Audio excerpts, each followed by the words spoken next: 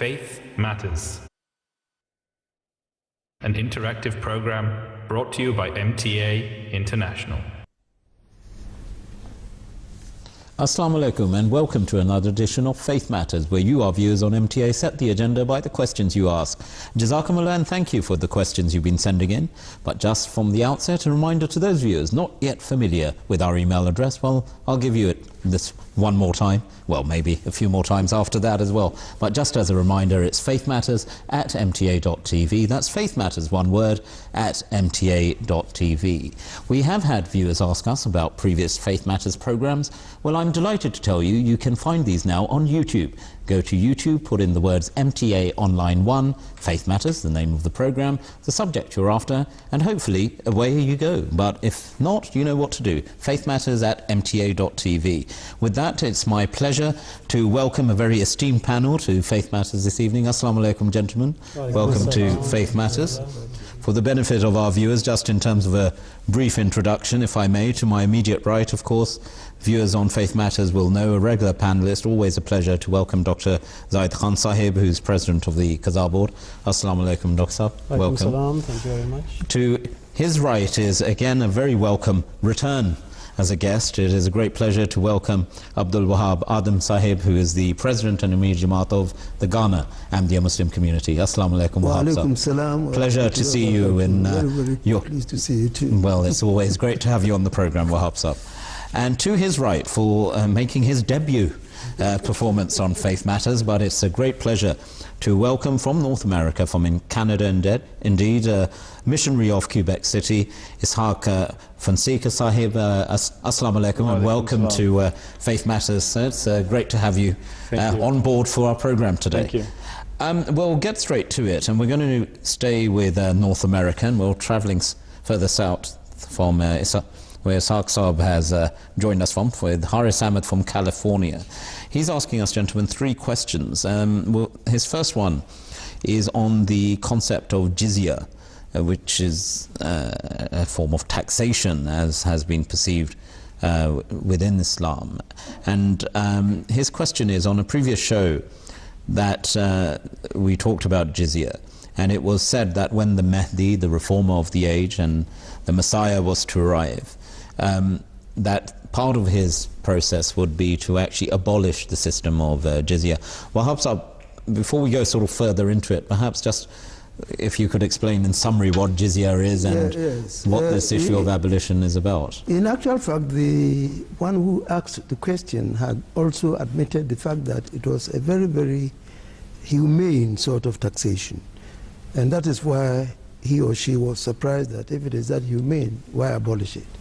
The truth is really, this was such a humane taxation that the people who were used to working for religion were exempted from payment of jizya.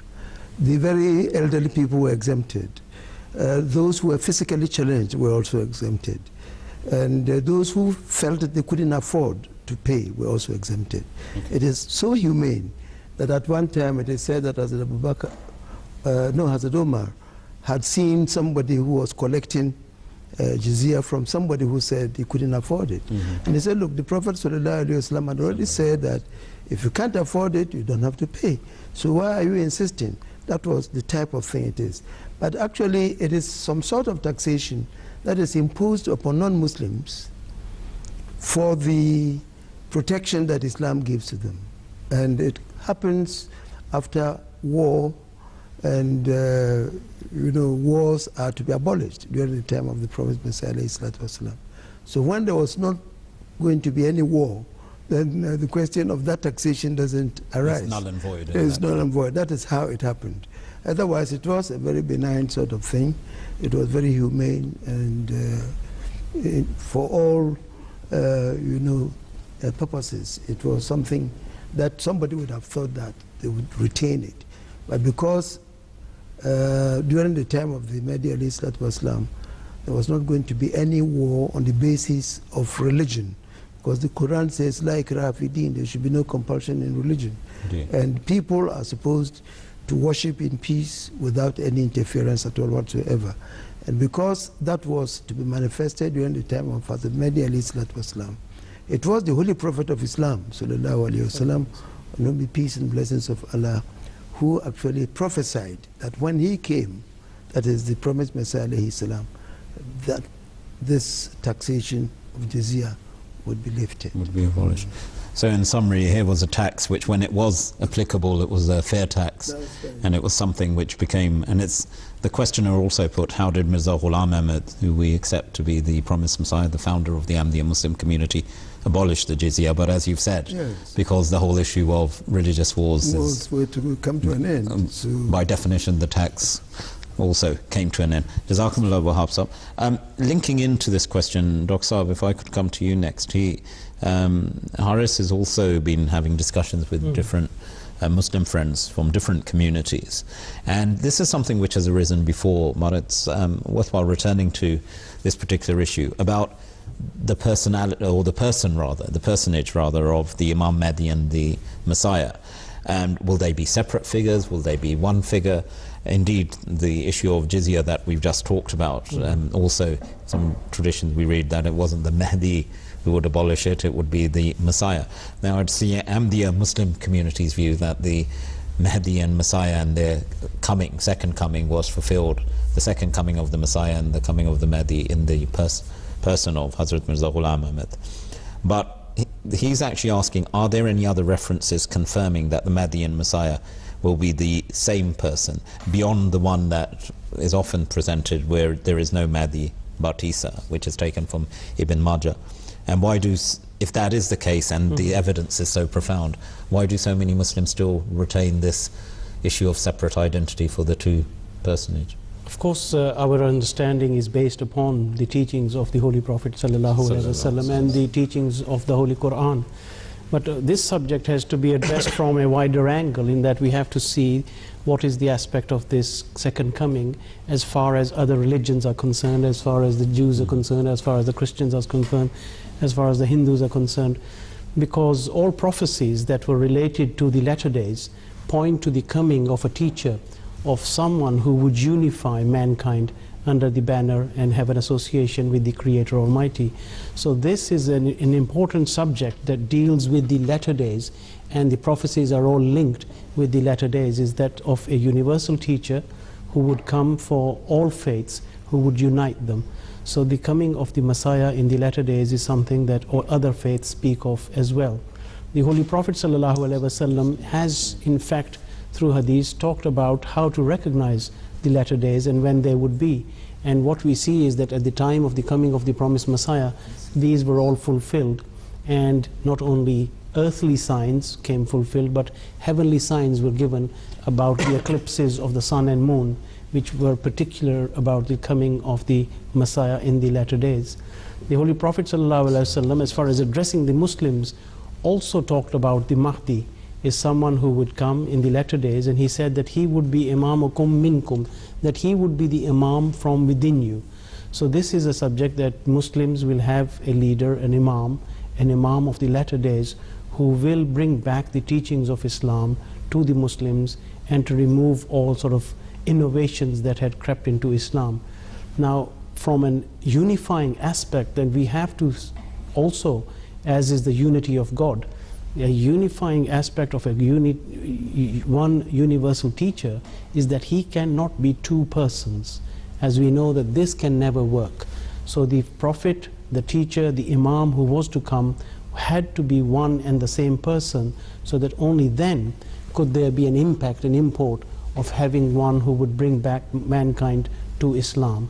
So this is the important subject to understand. Now, why have Muslims fallen into the pitfall of saying that there would be two teachers or two people who would come? The thing relates back, in fact, to Jesus, son of Mary, Hazrat Isa alayhi salam, who was the first Messiah. And they say that the same physical person of the first Messiah would then come in the latter days and be the second Messiah. Jesus, son of Mary, would descend from the heavens, and their understanding that he is sitting on the right hand of God, and that when the time comes that he will come down and then be the Imam of the Muslims. Now, as we know that because he came before, he was not a follower of the Holy Prophet ﷺ. So the hadith of the Holy Prophet to say that the Imam would be from amongst you cannot be fulfilled if the same Jesus son of Mary descends from the heaven. So it has to be someone who is born a Muslim, who is raised by God and given these two titles of being the Mahdi and the Messiah, but being the one and same person who would rejuvenate not only the body of Islam and Muslims, but also all other faiths, and then bring them under the banner of Islam and the Holy Prophet ﷺ.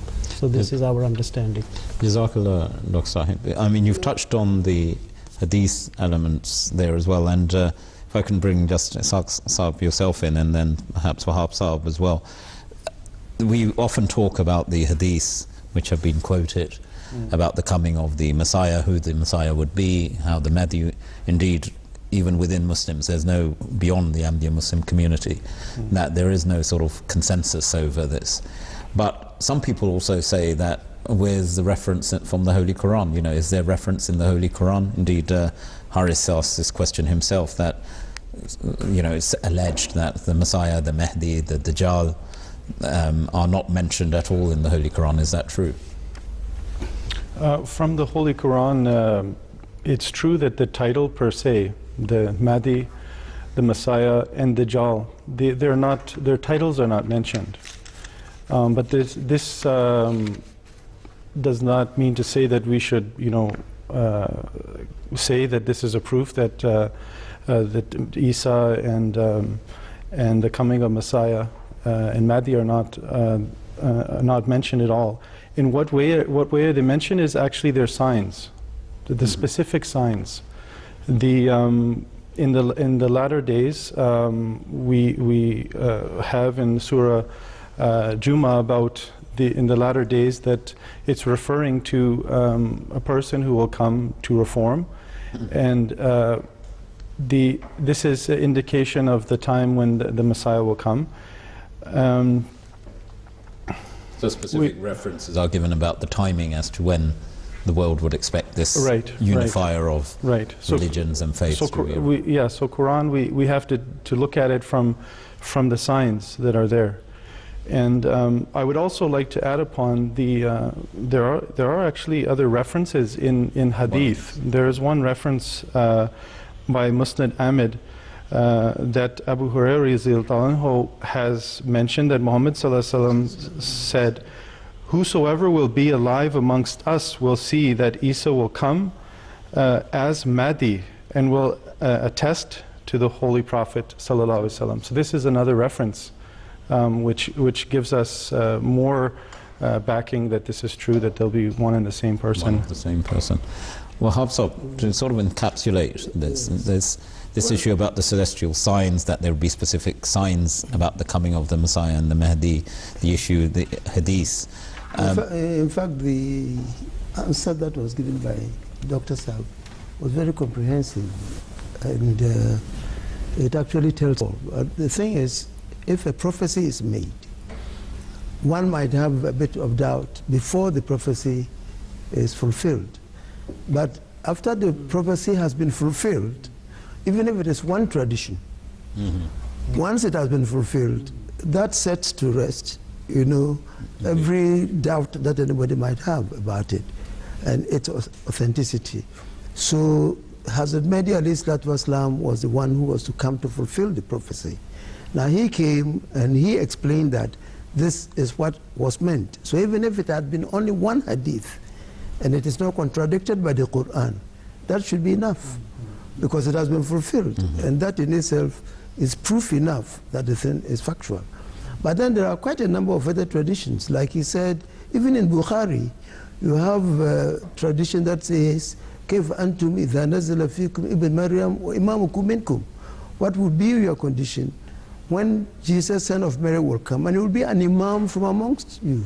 That's quite specific. So it is very specific. It tells you that the same Isa is going to be the imam. And so you have all those. Now if you come to the Holy Quran, like brother was saying, in the Surah Al-Jumu'ah, it is very, very clear that God talks about the appearance of the Holy Prophet ﷺ, who had come to teach people the science, the book, the philosophy of the book, and so on. And at the same time, he continues by saying that another group will come who has not as yet met them. So the companions were rather puzzled. They said, which is this group? Then the Holy Prophet ﷺ waited until they asked 3 times. And it is interpreted by the interpreters of the Holy Quran that he was waiting for Allah's enlightenment. So after the enlightenment, he put his hand on the shoulder of Salman, the Persian, Farsi. He said, لو كان الإيمان معلقا بالثريا لناله رجل من هؤلاء. If faith were to descend to the Pleiades, which is a star far away from the ground, Indeed. this person and somebody from his progeny will come and then bring the faith from there. So now this is a Holy Quran, and this is an interpretation by the Holy Prophet himself. So that is a clear indication that after the Holy Prophet of Islam ﷺ, there was to be another person who was to come to do exactly the sort of thing that the Holy Prophet ﷺ was commissioned to do. But he would be a servant of the Holy Prophet of Islam ﷺ, and he wouldn't do anything that is contrary or contradictory to what the Prophet ﷺ did. Jazakumullah, gentlemen, very comprehensive as ever, and Jazakumullah also, Haris Saab, for your question. I sometimes, there's the old saying, isn't it, the truth is staring you in the face and you still seek to ignore it. Well, it's for others who are yet to accept, to perhaps look at the reality of what, as our panelists have said, it lies within the Holy Quran through the interpretations indeed of the Holy Prophet of Islam himself, Prophet Muhammad sallallahu alaihi wasallam, and of course the authentic nature rather of the hadith about the Imam Mahdi and the return of the Messiah.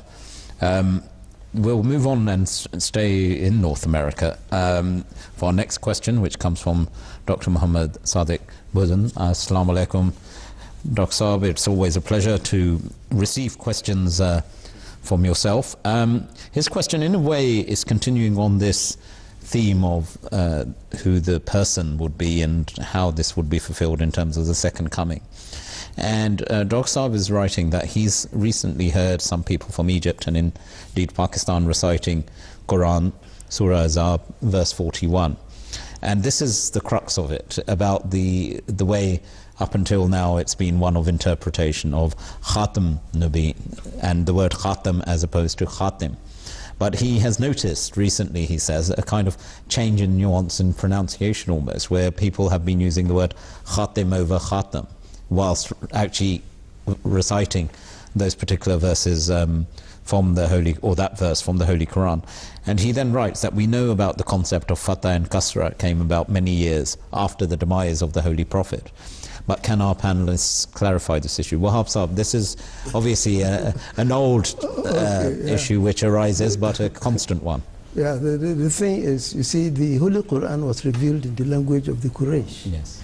And the Holy Prophet ﷺ, may the peace and blessings of Allah be upon him, recited it many times. The angel will come during the Ramadan, recite it again. During the last year that the Prophet ﷺ lived on earth, the angel recited it twice. Then the Holy Prophet ﷺ would sometimes ask some of the companions to recite it for him to listen.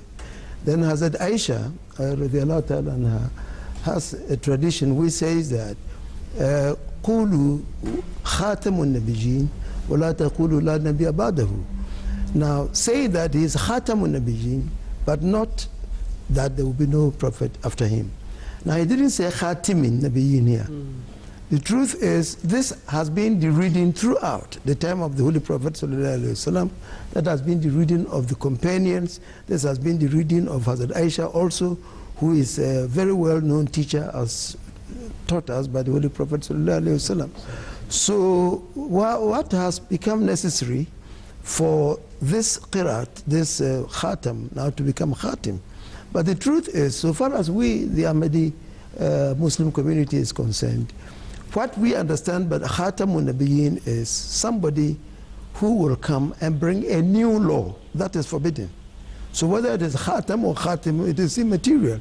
What is important is nobody will come after the Holy Prophet ﷺ who does not bear the seal of the Prophet. Indeed. The person who is not authenticated by the Holy Prophet of Islam cannot come. Somebody who is not a servant of the Holy Prophet of Islam cannot come. Somebody who will bring a Sharia, a law which is different and opposed to that of the Holy Prophet of Islam ﷺ cannot come.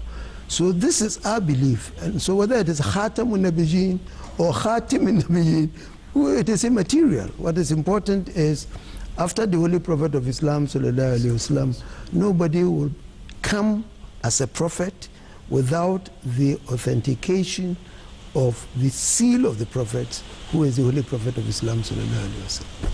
Jazakumullah Wahab Saab, again very extensive in your answer and very clear as well.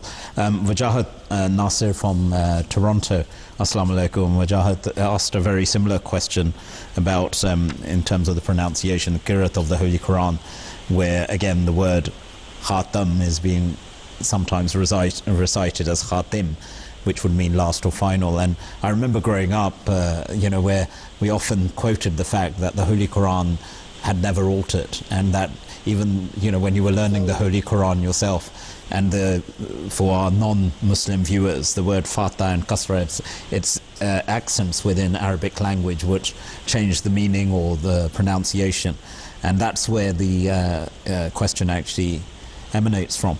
But again, you know, Ishaq Saab, why do you think, where does this emanate? Is it that this argument is now defeated, where it's almost like this, you know, the final straw now, we can't actually change the meaning, so let's change the word? Yeah, well, first of all, I'll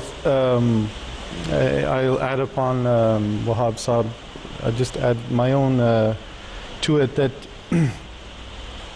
you know, the Holy Quran was recited, was first received by Prophet Muhammad ﷺ, and the followers, the Sahaba, would then, when they learnt it, they would memorize it in the hundreds and thousands, and also they would recite the Holy Quran, and that was among the Quraysh, as Wahab Saab has mentioned, and they knew the proper pronunciation.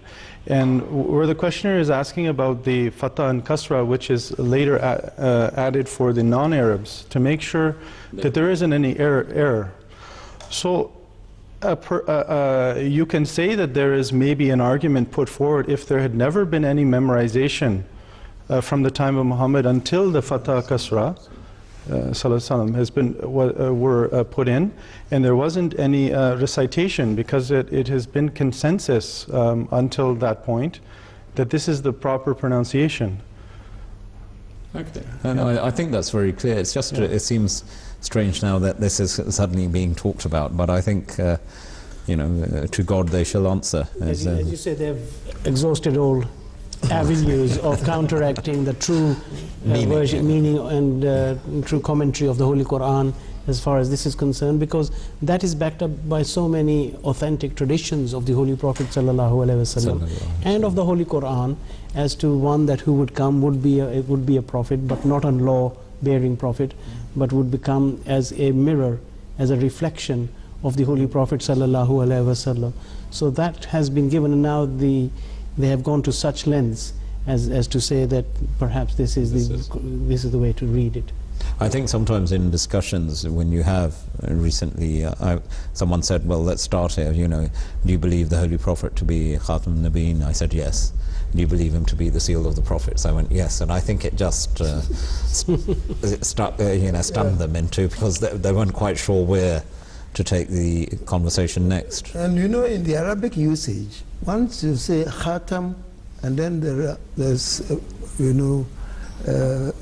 plural, following it, Khatamun Muhajirin, Khatamun Awliya, Khatamun Shu'ara, it all the time in Arabic usage means the best of the Lord. Yes.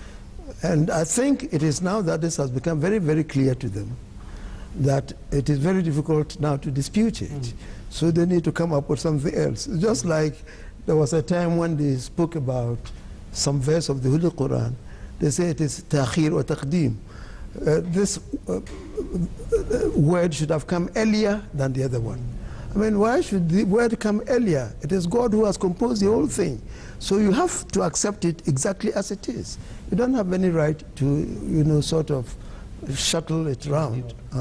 One thing, though, that discussions do come that, the Holy Quran has been revealed, Dr. Saab, in Arabic. It's something which, and that the Arab nations themselves, why do they then reject, the concept, even if for a moment they don't accept that Hazrat Mirza Ghulam Ahmad was the Messiah and the Mahdi?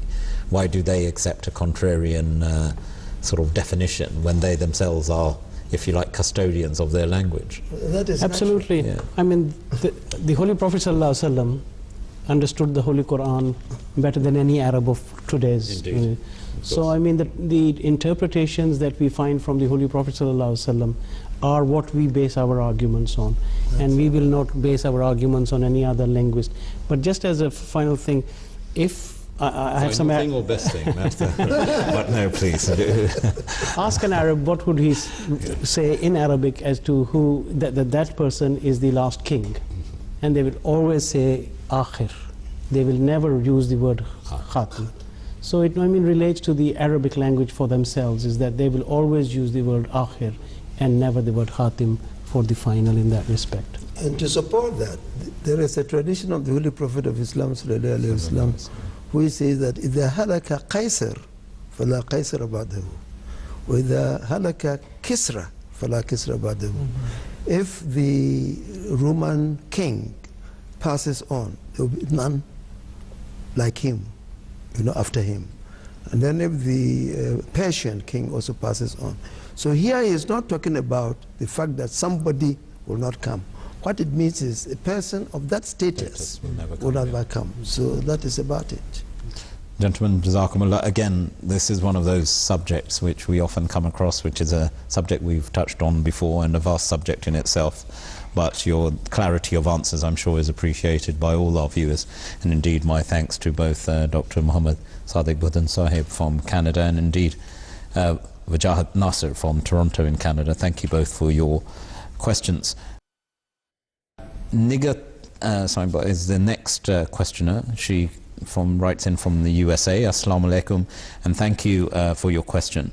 Dr. Saab, she's asking a situation which may occur, that you're listening to a recorded recitation of the Holy Quran, and there comes to a point where it's necessary to do Sajda Tilawat, and what should we then do, is the simple question. Should we perform the Sajda or not? Is this necessary?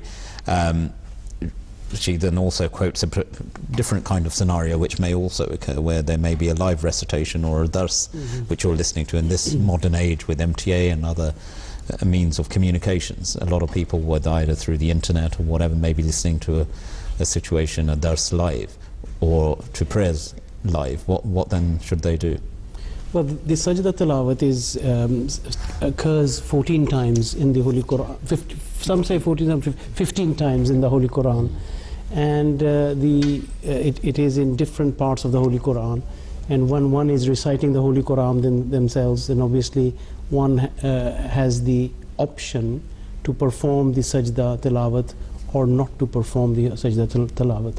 So it is something that is not made obligatory on someone who is reciting the Holy Quran. The reference to this actually comes from authentic traditions of the Holy Prophet ﷺ. In Bukhari, no less, there are 3 references made to this subject of Sajda Tilawat, which gives us this conception that it is optional. If one does it, it is meritorious. If one does not do it, then there is no sin on that person in that option. The hadith in relation to this, Hazrat Ibn Umar relates that we were in the company of the Holy Prophet ﷺ, and he was reciting the Holy Quran, and when he came to a reference of the sajda, the Holy Prophet ﷺ at that point performed the Sajda Tilawat, and we in his company also performed the Sajda Tilawat.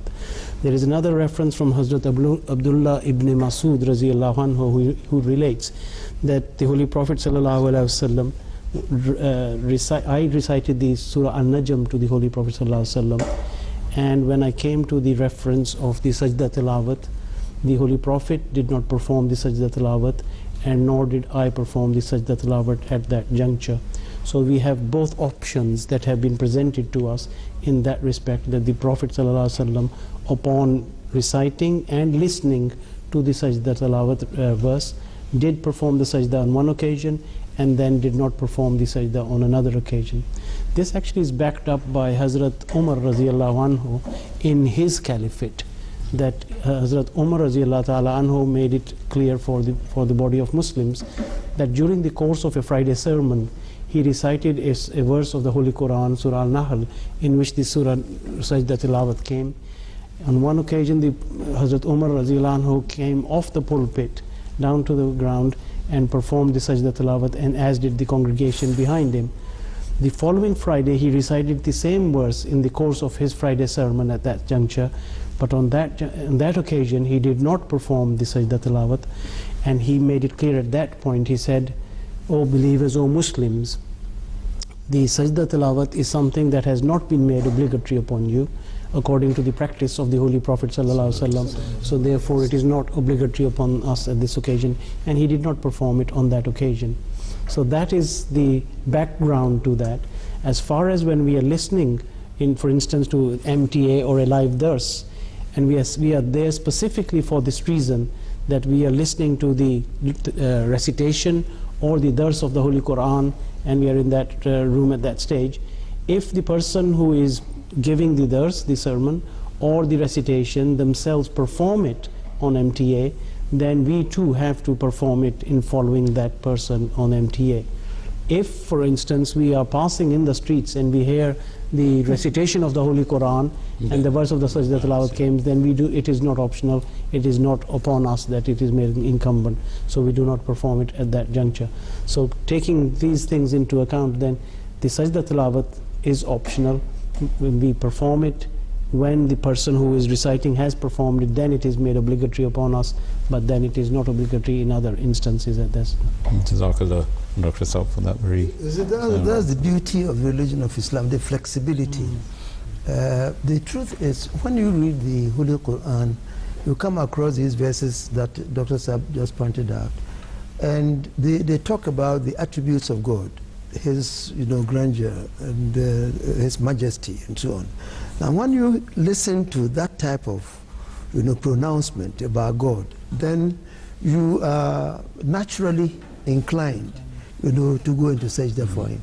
I will give you just one example. By all means. There is this example in Surah Al-Ra'd. It says, وَلِلَّهِ يَسْجُدُ مَنْ فِي السَّمَاوَاتِ وَالْأَرْضِ طَوْعًا وَكَرْهًا وَظِلَالُهُمْ بِالْقُدُوِّ وَالْآصَالِ. And to Allah submits whosoever is in the heavens and the earth, willingly or unwillingly. And likewise do their shadows in the mornings and the evenings. I mean, this is a description of Allah's grandeur, the majesty. And when you hear it, there is that natural inclination of going to sajda. But as he said, it depends upon the circumstances. If at that time we have a congregation and things are convenient, we can all do the sajda at the time. If not, you can't even go home and do the sajda at the time. So it also shows the flexibility of the religion of Islam and its teachings, and also the way we visualize the Almighty in His glory and in His attributes. Jazakumullah, gentlemen, and Jazakumullah to Negat Saiba for your question, which I'm sure you'll agree with me has been dealt with and answered very comprehensively. We're going to sort of come to nearer shores for our penultimate question in this particular edition of Faith Matters. Rehan Malik from Germany, Assalamu alaikum, Rehan Saab, raises this question. He asked, is it necessary to offer Sunnat Namaz right after the performance of Farz Namaz, or is a gap permissible in between their performance? Wahab Saab, if I could come to you with that. So there isn't any hard and fast rule about it. If it is Sunnah, you can offer it immediately after the Farz. If you want to offer it later, you can also do the same. I think that is how I look at these things. With witr, which is said after the Isha prayers, the three, that is generally postponed until Tahajjud time. After the Tahajjud, then you say the witr. Yes. So it's what is compulsory or obligatory is what we say with the Imam or behind the Imam. The Imam is leading us in prayers, we have to follow him exactly as he prays. But with the Sunnah, it is something that is left to us. We have to see our own convenience and the mindset at the time, and we will do accordingly. There's nothing wrong with that. Time. Saksab, just taking this question slightly further, you sometimes have people who will perform the Sunnah in the mosque, for example at Fajr, prior to the Fajr prayer, but others will perform it at home and then come and, some are pretty, consistent in doing that. Some say that if I leave the mosque without performing my Sunnah, and they fully admit their own weaknesses sometimes, that perhaps they won't get round to performing the Sunnah. Now, is one more blessed than the other? Does one carry greater weight than the other, or as we've heard on other areas as well, that Islam is very flexible as well, and it allows people to practice their faith in a way which is around their own lives as well. Yeah, to this we find that Prophet Muhammad ﷺ has mentioned that we should not leave our houses, so they in fact become, as it were, dead spiritually. Meaning that we should never leave any opportunity that we should offer some time, tahajjud prayer, nawafil or sunnat. So and there is we find in hadith as well that Prophet Muhammad ﷺ had delayed offering of sunnat for reasons of doing tabligh, for instance. And I think that if we have the intention that we are going to go home, and I think that this is beneficial too, because our circumstance perhaps could be at the time, the mosque may be very busy after, say, Zohar prayer, or we have some engagement, something comes up, and we want to have we have a room or a fixed place where we have concentration, where we can pray to Allah and complete that. I think that this is very good, and we should it's not bad to do this. But on the other instance, personally being here in London and having the opportunity to be offering prayer in Fazl Mosque, where so many the Khalifa of the promised Messiah have come. They have led the prayer there, and now we have our beloved Imam leading the prayer. And I was just coming today offering the Zohar prayer in the mosque, and feeling that how precious it is to be inside that mosque with the blessing of Allah through the Khalifa. And this whenever you have that time, that instance that can inspire you more, I think that's essentially what you should do. Indeed, and I think the blessings of congregational prayer, yes, are of course present. That the blessings are greater, certainly in performing congregational prayer over individual prayer as well. Gentlemen, Jazakumullah for your answers to that, and also my thanks go to Rahan Malik Saab for his particular question. Our next question is, we seem to be moving nearer to home, is very much from the UK. Mubarak Ahmad Sahib, Assalamu alaikum, and thank you for your question. This is a kind of what we would sometimes refer as a topical, because it's something that's occurring certainly here in the United Kingdom, and my apologies to Wahab Saab and Ishaq Saab if you're suddenly thinking, well, we've gone a bit off piste here and suddenly talking about rather certainly different types of... But we've had a big issue over here in the last few weeks in the UK over particular meat products, particularly beef products, which have been found to contain meat and horse meat. And our questioner, Mubarak Ahmad Sahib, I'm sure, Mubarak Saab, this is not down to any particular preference, because I know in Europe, for example, there are certain countries where horse meat is quite regularly on the menu. But certainly it's not something which is met with the same kind of acceptance to the British palate. But nevertheless, this has happened. And there's two issues here, really, which has... One is the whole issue of what's it saying on the package and on the box is not what it's actually being said. But Mubarak Saab's question is more specific about, is horse meat itself halal? Our president of the Qazar board, I think, is well placed here to sort of start us off on this one. Well, I mean, as far as dietary laws are concerned, the Holy Quran is very clear on what is forbidden, and the categories given there are very specific as to what is forbidden. And when we read those, then we are made aware that horse meat is not forbidden for man to consume. And that is what we have found, that during the time of the Holy Prophet ﷺ and the Arabs in particular, horse meat was consumed and permissible at that time. So that is something that we understand from the dietary laws of Islam, is that horse meat is definitely permissible. And as Islam spread throughout the world, we have seen that there are many parts of the world where Islam spread to. And in those parts of those countries, even today, horse meat is something that is considered as a delicacy and considered as something that is permissible, and that relates back to Islamic times. For instance, if you look at the Russian states as well, where Islam did spread, and we find that in Central Asian states where Islam did spread, we see that horse meat even today is a delicacy and is consumed. So horse meat is definitely permitted for man. It is within the permissible categories, and one is permitted to eat horse meat as such. It has been suggested to me, I mean, obviously it's been a debate which has been raging here in the UK, that this definition where we sometimes define something as makruh, which is not liked but acceptable, and that horse meat falls within that category. Is that true? Because there are certain foods... You're correct there. The Holy Quran in Islam, we have two things which allow us to consume food. It's halal and tayyiban. It has to be both halal, of the categories which are not forbidden, and tayyiban, which is wholesome. So makruh is something that is unwholesome as such. And that is something that is very personal, from person to person, is something, as they say, one man's meat is another man's poison.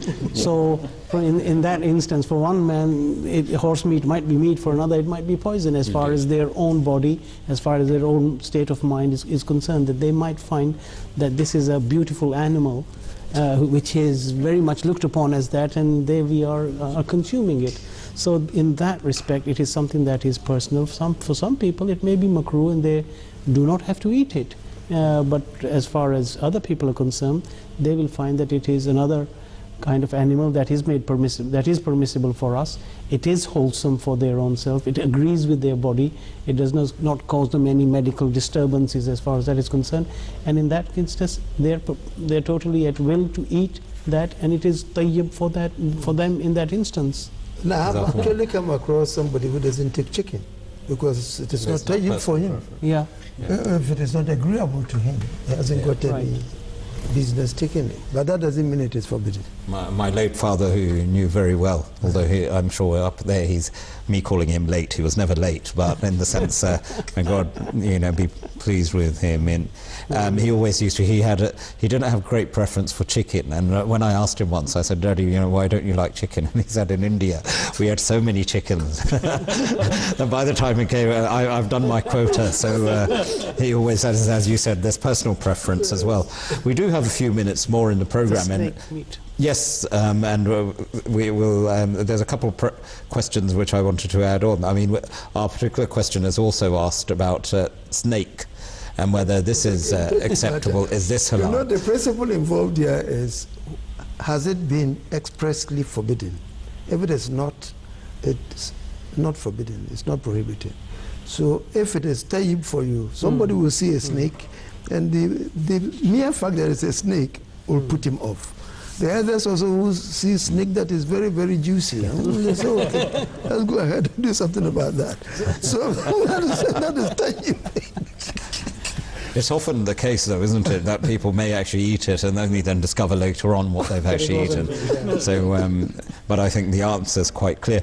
But this issue of sort of meat and how it's done, as I said, we have a few minutes on the program, and I'm going to take a sort of couple of sort of quick fire questions, if I may. The first one comes from Musa Akuolo from Ghana. Assalamu alaikum, Musa Sahib. Jazakumullah for your question. Wahab Sahib, it comes straight to you. As I said to Ishaq Sahib earlier, you know, if one of his congregation has asked a question, it's only right and fair I ask you. It's a simple one. Is it permissible to give the meat of a sacrificed animal to non-Muslims? Yes. It's very, very, very meritorious to do that, because one aim of sacrificing that meat is also to spread the love, affection that people have in a society. And you cannot just take it alone in your house with with members of your family to the exclusion of everybody else. So it is permissible. In fact, we have a pronouncement by the promised Messiah Islam, which says that you can give this type of sacrificial meat to people who are not Muslims. That is what we do actually in Ghana. We distribute it among our people, we distribute among the poor, and then we distribute also among our friends who are members of our community. Jazakumullah for that, Wahab Sahib. We're going to return to Canada for our next question, which comes from Mansoor Khan Sahib from Canada. He's been watching MTA quite regularly. His one, again, is a short question, but perhaps will require a slightly more in-depth answer. But I start with you, Ishaq Sahib, on this. Is capital punishment allowed in Islam? Is a question he's putting. So this is something which people often see in practice around the world. It's something that comes up quite regularly, that Islam is perceived as a faith which permits capital punishment. Yes. This was from Canada? It was from Canada. I'm sure that's not the case in Canada. Mansoor Khan Sahib, that's what he says. He tells us he's from Canada. So this is a very, very important, especially in light of in the West and in how they perceive Islam, because in the West there is certain states in the United States where they maybe are against it, they may think that the West may think also that capital punishment, you know, you take people and you behead them, and so many, you know, different drastic, you know, sort of analogies you can sort of get to the extreme point. But yes, that is there. I think that in law, this is a requirement that in certain circumstances you have to meet, you know, a punishment according to the act of what they have done. But in Islam there is a rule, which is that when it comes to punishment, or is that if you can forgive or be less lenient, and this is going to help in the reformation, because in Islam it should be understood that the act of punishment is only for reformation. So if the punishment that you give is lenient, this is much better. If it is going to, in fact, reform the person. We find in capital punishment that Islam is very different than in the way in which it's the way in which, if we compare to you know, the legal system that is nowadays, that it allows for the families, the family who have lost life because the person has murdered, that what would you want to do? So they give some options, because of course the trauma of it is so extensive that people, and of course this is after, you know, after proving the fact that this person has done such a heinous act and they're deserving of it. Islam says to the family of the bereaved that okay, you have the option for full punishment, or you have the option of forgiveness. You also have the option of blood money, that there is a compensational, you know. And this is something which I think that it's meritorious, and if people are psychologically not so much tormented by it, and they have this inclination, and I actually came across this instance of a person who in Canada, there was this person who had lost his daughter from someone who had raped his daughter, and she was murdered. And he was going around and he was telling his story of how he had actually decided to write letters to him and to forgive him, and to have a relationship with him, just to the father somehow wanted to reform. This was his answer. I was there in this gathering where he was having a story, and I could see his wife was of a different nature, or different inclination, but the father was of that they wanted this. So, but there's no option like this. Within that. Yeah. Jazakumullah, Dr. Saab, just on this, I think that when I introduced the question, I talked about perception, and that's sometimes a rather erroneous perspective people have. They see Afghanistan, they see the injustices that are committed under the false pretense of Sharia law and capital punishment under the false sort of heading of Islamic punishment. Clearly that's so far removed from what Islamic teachings are. I mean, yes, there is capital punishment. This is perceived as the last resort, and as Ishaq Saab also said, there's a concept of forgiveness, and also a strong concept of compensation for the victim as well, which we see to a certain extent many sort of systems in the West, from a Western perspective, moving towards that rehabilitation and compensation system as well. Absolutely. I mean, the picture that we have in the press and in the media is far removed because of the wrong practices that are being carried out by Muslims in certain parts of the world, and then labeling it as Sharia laws. Because as Ishaq Saab has rightly pointed out, the aspect of forgiveness is uppermost in the mind of Islam and in the mind of Muslims. So we never see that that is something that hits the news, that these people are forgiven for whatever crime that was committed. And actually the state is not the one who has lost someone, and it's not the state who has the right to decide upon that punishment as far as Islam is concerned. That rests with the family of the victim or the person that they have lost, and they have to decide whether forgiveness will be a better form of reformation. And we see that people who are forgiven can often reform, but as a last resort, if it's a repeated offender of any crime, then of course some action has to be taken whereby the society has to be protected at large, and that is where Islam comes in. You see, the Islamic principles on punishment are the most balanced that we see. The Mosaic law of a tooth for a tooth and an eye for an eye is one extreme, and on the other extreme have the laws of Christianity where you turn the other cheek of forgiveness all the time, and both of these have flaws in them. But Islam gives us the middle way, the best way, that forgiveness when there is reformation is possible, but punishment certainly when, as you say, it is the last resort and there is no question of reformation, then that is what has to be done. In the UK, in English law, we see of how many repeat offenders who continue to repeat and continue to repeat on heinous crimes that we hear about in the press in England, against elderly women, against children, and so on. So society has to take an action, and Islam says if that is the only option that you have and you've exhausted all aspects of forgiveness, then so must it be, and that it is what capital punishment in Islam is. Jazakumullah, gentlemen, we must leave. It's a deterrent. Yes. Indeed, the deterrent.